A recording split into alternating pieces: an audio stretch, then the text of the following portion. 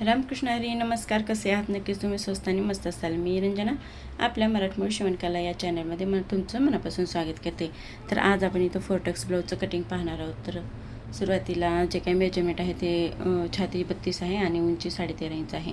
तर सुरुवातीला इथं मी बाहीचं कटिंग करून घेत आहे. तर बघा, नेहमी खालच्या साईडनं कधीही कपडा तिरका असतो, त्यासाठी मी इथं एक लाईन ओढून घेतलेली आहे आणि त्याच्यावरूनच आता आपल्याला मेजरमेंट देऊन घ्यायचं आहे. तर आपल्याला 5 इंचाची बाही पाहिजे, त्यासाठी मी इथं 6.5 इंचावरती इथं मार्किंग करून घेतलेलं आहे. आता जे काही बाहीची रुंदी ठेवलेली आहे इथं मी 8.25 इंचावरती ठेवलेली आहे, 8.25 इंचावरती, आणि बाहीचा उतार मी इथं 2.5 इंचावरती दिलेला आहे बगलीतून. आता मधल्या साईडने लगेचच आपण 1 इंचावरती आलेलो आहोत आणि दंडघेरच्या साईडने 1.5 इंच आतमध्ये आलेलो आहोत आणि जिथं बाहीचं मार्किंग केलेलं होतं तिथून 1 इंचावरती इथं मार्किंग करून घेतलेलं आहे. तर अशा पद्धतीनं मार्किंग देऊन झाल्यानंतर टेप असा ठेवायचा आहे आणि दुमडून त्याचं सेंटर काढून घ्यायचं आहे आणि तिथं मार्किंग देऊन घ्यायचं आहे. मार्किंग देऊन घेतल्यानंतर व्यवस्थितपणे जसा बाहीचा आकार असतो तशा पद्धतीने आपल्याला इथं आकार देऊन घ्यायचा आहे. आता हा सिंपल ब्लाऊज आहे बिना अस्तरचा, त्याच्यामुळे मी इथं 1.5 इंच एक्स्ट्रा ठेवलेला आहे समोरच्या साईडनं दुमडण्यासाठी. तर व्यवस्थितपणे असं मार्किंग देऊन झाल्यानंतर आता समोरच्या साईडला कधीही बाही थोडंसं खोलगट भाग असतो, म्हणजे खड्डा असतो, आणि पाठीमागची बाही ही थोडीशी मोठी असते. तर बघा, जो काही मोठा भाग आहे त्यावरूनच मी इथं कटिंग करून घेत आहे.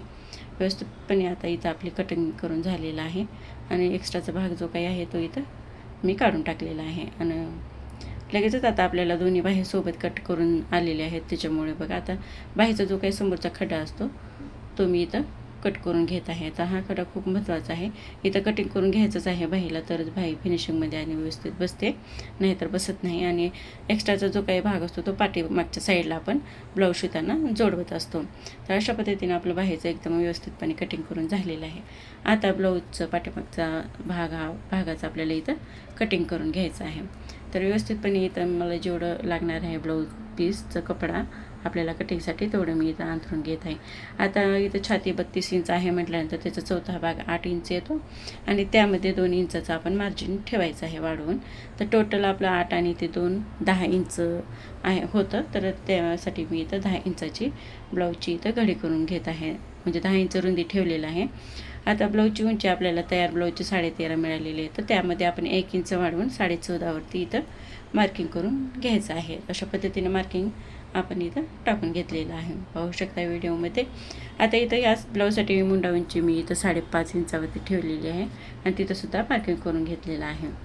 तर बघा, आता गळारुंदी आपण 2.25 पण ठेवू शकतो, 2.5 पण ठेवू शकतो. तर इथं मी 2.5 इंच ठेवलेलं आहे आणि शोल्डर जे काय आहे 3 इंचावरती ठेवलेलं आहे, पाहू शकता व्हिडिओमध्ये. 2.5 इंचाला थोडंसं कमीच ठेवलेलं आहे गळा आणि अशा पद्धतीनं मार्किंग करून घेऊन द्यायचं आहे. आता इथंसुद्धा मी मुंड्याची मार्किंग करून घेतलेली आहे 5.5 इंचावरती आणि व्यवस्थितपणे आता बघायचं आहे की आडवंसुद्धा 5.5 आहे का, म्हणजे मुंड्याची रुंदी आणि शोल्डर व्यवस्थित घेऊन मग तिथंच मुंड्याची लाईन आपल्याला ओढून घ्यायचं आहे. अशी पट्टीच्या साहाय्याने मी इथं लाईन ओढून घेतलेलं आहे. व्यवस्थितपणे पाहू शकता तुम्ही व्हिडिओमध्ये जसं दिसते त्या पद्धतीने त्या मुंड्याचं मी इथं मार्किंग करून घेतलेलं आहे. संपूर्ण बाजूने आपल्याला रुंदी 10-10 आहे का व्यवस्थित बघून आपल्याला तिथंसुद्धा लाईन ओढून घ्यायचं आहे. आता पाठीमागचा मुंडा म्हटल्यानंतर हा मुंड्याची गोलाई आपण 1.5 इंचावरती देतो, त्या पद्धतीने मी इथं 1.5 इंचावरती मार्किंग करून घेत आहे कोणातून. आणि अशा पद्धतीनं आता उंचीच्या साईडने आपल्याला जो मुंड्याची उंची दिलेली आहे तिथे आपण असं टेप ठेवून डबल फोल्ड करायचं आहे आणि तिथं मार्किंग करून घ्यायचं आहे आणि तिथूनच पाठीमागची मुंड्याची गोलाई देऊन घ्यायचं आहे. अशा पद्धतीने गोलाई देऊन झालेली आहे. आता मला पाठीमागचा गळा 9.5 इंच पाहिजे, तर मी इथं 10 इंचावरला मार्किंग केलेलं आहे आणि गळ्याची रुंदी 2.5 इंच ठेवलेलं आहे आणि असं पट्टीच्या साहाय्याने रेषा ओढून घेत आहे आणि सिंपल गोल गळ्याचा इथं शेप देऊन घेत आहे. त्यांनी जसं सांगितलं तशा पद्धतीनं सिंपल गोल गळ्याचं इथं मार्किंग मी करून घेतलेलं आहे.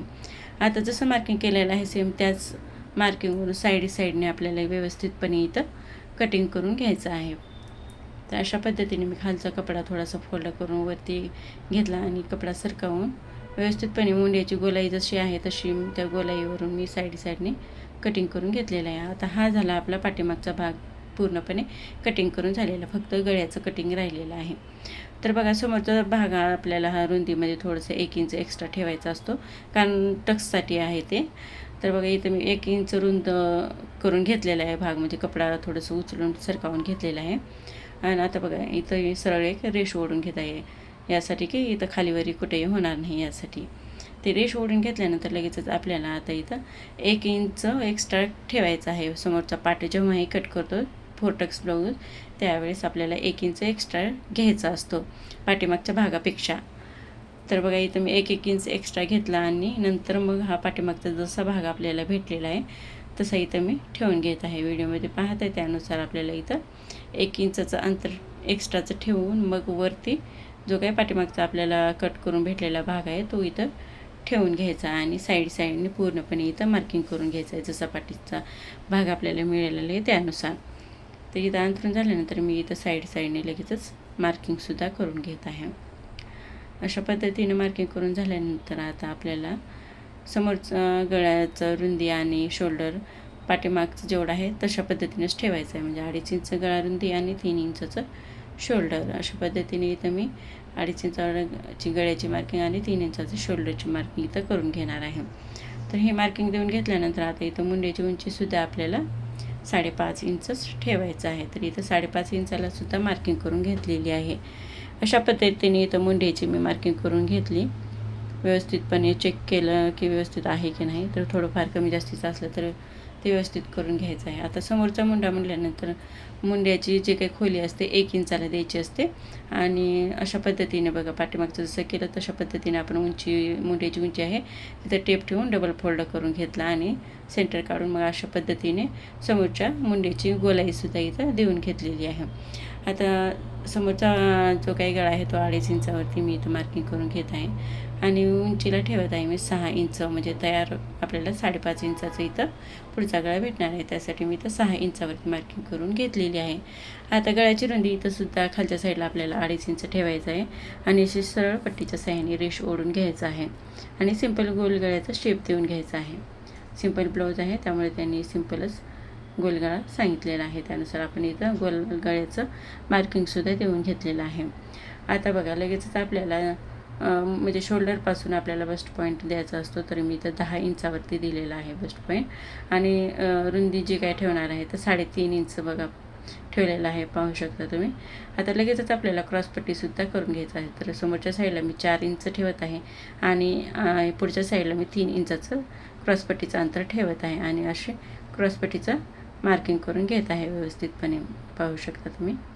तर पहिला टक्स हा 3.5 इंचावरती असतो आपला खालचा टक्स. अशा पद्धतीने 3.5 इंचावरती टक्स देऊन घेतलेला आहे मी. आता इथं काय आपण 1 इंचाचं वाढवून घेतलेलं होतं, या ठिकाणी आपल्याला 1 इंच वाढवून घेतली मी आणि मुंडा जिथून होता तिथून एक तिरकी लाईन ओढून खाली जिथं 1 इंचाचं आलं आहे आपलं अंतर तिथं जुळवायचं आहे अशा पद्धतीने तिरक्या साईडमध्ये. आता हा 4 टक्स ब्लाऊज म्हटल्यानंतर आपल्याला इथं 4 टक्स लागतात, त्या पद्धतीचं इथं मी टक्सचं मार्किंग करून घेतलं आणि अशा पद्धतीने लाईनसुद्धा ओढून घेतलेलं आहे. पाहू शकता इथं मार्किंगसुद्धा आपल्या 4 टक्सची झालेली आहे. तर ही मार्किंग पूर्णपणे झाल्यानंतर आता आपल्याला कटिंग करून घ्यायचं आहे. तर बघा खालच्या साईडला जिथे मी रेष ओढून घेतली होती तिथे त्याच साईडने मी इथं कटिंग करून घेत आहे. तर आता बघा क्रॉसपट्टीचं पण कटिंग करून घ्यायचं आहे. त्याच्या आधी मी तुम्हाला दाखवते की आपल्याला 1 इंचाचं इथं टक्स वाढवून घ्यायचं. तर बघा 1 इंच इकडं आणि 1 इंच त्या साईडला असं 1 इंचाचं टक्स आहे आणि इथं मी लगेचच क्रॉसपट्टी कटिंग करून घेणार आहे.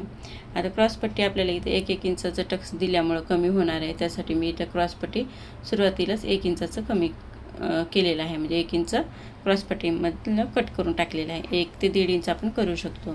तर अशा पद्धतीने इथं क्रॉसपट्टी कटिंग झालेली आहे. आता ही क्रॉसपट्टी डबल फोल्ड कपड्यामध्ये आहे, त्यामुळे मी इथं त्याला मध्यभागातून कट करून घेत आहे, त्याच्यामुळे आपल्याला हे सिंगल क्रॉसपट्टी मिळेल त्यासाठी.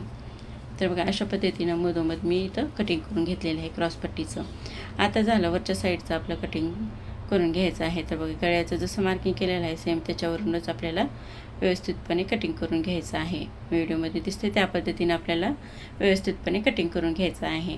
आणि शोल्डरच्या साईडचं सुद्धा जे काही मुंड्याची गोलाई आपण दिलेली होती 1 इंचावरती गोलाकार देऊन, तर सेम त्याच्या कडेकडेनेच आपल्याला व्यवस्थितपणे इथं मुंड्याची गोलाई व्यवस्थित येईल अशा काळजीनं कटिंग करून घ्यायचं आहे. आता हा सुद्धा डबल फोल्ड कपडा असल्यामुळे मी मध्यभागातून कट करून घेतलेला आहे आणि याचं सिंगल आपल्याला पार्ट भेटणार आहेत. डाव्या साईडचा आणि उजव्या साईडचा अशा पद्धतीचं पाहू शकता. इथं डबल आपल्याला कपडे मिळालेले आहेत. आता हे झालं.